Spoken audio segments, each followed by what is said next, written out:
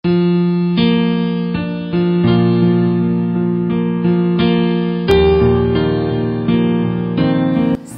pagi, Wisdom in the Morning.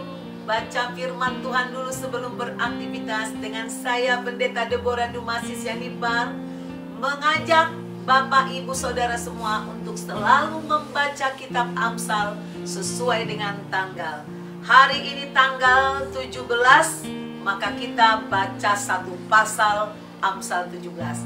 Saya akan membagikan rema yang saya dapat dari Amsal 17 ayat 8 dan ayat 23. Hadiah suapan adalah seperti mestika di mata yang memberinya. Kemana juga ia memalingkan muka, ia beruntung. Orang fasik menerima hadiah suapan dari pundi-pundi untuk membelokkan jalan hukum. Nah, saudaraku, bagi orang yang suka menyuap, ya, yang suka suap, mengatakan itu semacam jimat pelaris, jimat penunduk, ya. Banyak orang tunduk ketika disuap. Contoh yang paling mengesalkan dulu saudaraku, ya, ketika kita dulu masuk di salah satu klinik zaman dulu lah saudaraku, ya. Bayangkan kita sudah sedang mengandung, tapi ada ibu-ibu yang ngasih kado lah, ngasih uang lah sama susternya saudaraku. Ini di klinik, ya, salah satu klinik. Kita sudah antri pulang kerja, udah capek, tahu-tahu kita dipotong. Ketika saya protes, susternya diam aja. Itu menyakitkan banget saudaraku. Nah, rasanya gimana ya? Orang yang memberi mungkin juga nggak berpikir untuk menyuap, tetapi si suster penjaga ini merasa berhutang budi kepada pemberian orang, sehingga dia membelokkan hukum. Nah, suapan, menyuap bukanlah sesuatu yang berkenan kepada Tuhan. Menyuap atau menyogok berarti kita membelokkan jalan hukum. Nah, demikian juga saudaraku, zaman dulu juga ketika saya pergi ke salah satu rumah sakit, ya, rumah sakit pemerintah. Sekarang saya dengar sih sangat bagus. Tapi dulu ketika saya ke sana, karena saya bekerja terus pergi ke rumah sakit, saya butuh cepat-cepat. Lalu ada agen-agen di rumah sakit itu yang berusaha mendekati saya, mengatakan, "Mbak, mau cepat nggak? Mau cepat nggak? Kalau mau cepat kasih 5.000 atau 10.000 waktu itu saudaraku." Buat saya uang itu sangat mahal, tapi waktu saya tersita begitu lama. Ya, akhirnya terlibat juga, kasih 5.000 supaya cepat terlayani. Kalau nggak, kita kemarinnya saya sudah datang, nggak kebagian, suruh bubar lagi, daftar lagi baru. Akhirnya, tapi puji Tuhan kita melihat sekarang ini pelayanan di rumah sakit pemerintah sangat baik, ya, sangat baiklah yang saya lihat. Nah, ada lagi sogok saudaraku, ya. Anak mau masuk SMA, anak saya waktu itu masuk di salah satu SMA negeri. Orang-orang antri nungguin, dan saya lihat ada pengumumannya anak saya lulus di ini. Tiba-tiba saya pulang ke rumah, suami saya di daerah. Saya balik lagi, namanya udah nggak ada, katanya nggak ada, udah tidak lulus. Saya kesal.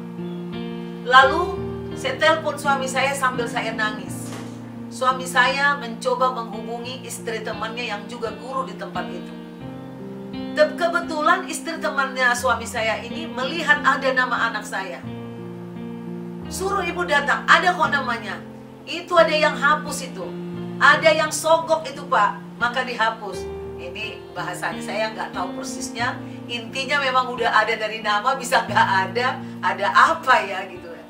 Nah, ini sogok ini luar biasa. Banyak orang masuk penjara karena menyogok.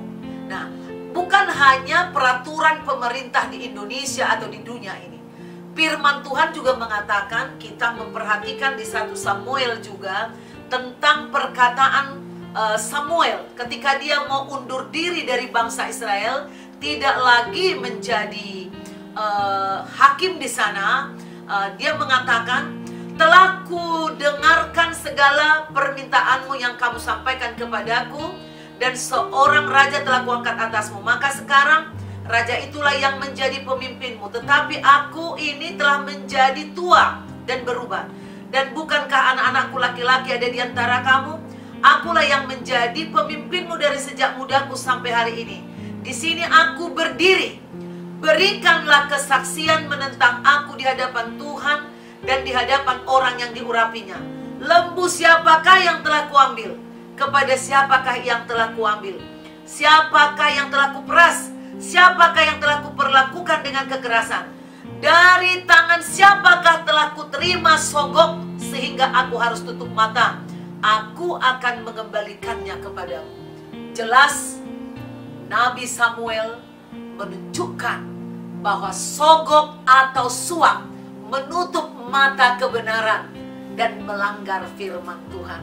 Jadi saudaraku, jangan melakukan sogok dan suap. Dan juga terlebih jangan menerima suap dan sogok.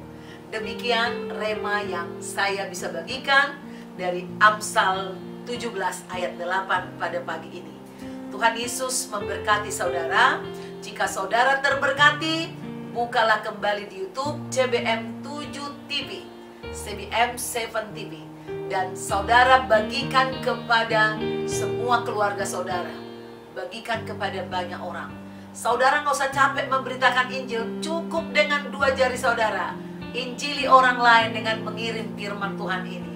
Biar keluarga saudara mengalami pertobatan dan menerima berkat Tuhan. Selamat di bumi, terberkati di bumi, dan selamat sampai akhirat. God bless you. Sampai jumpa kembali besok pukul 5 pagi, jam yang sama, dalam acara Wisdom in the Morning.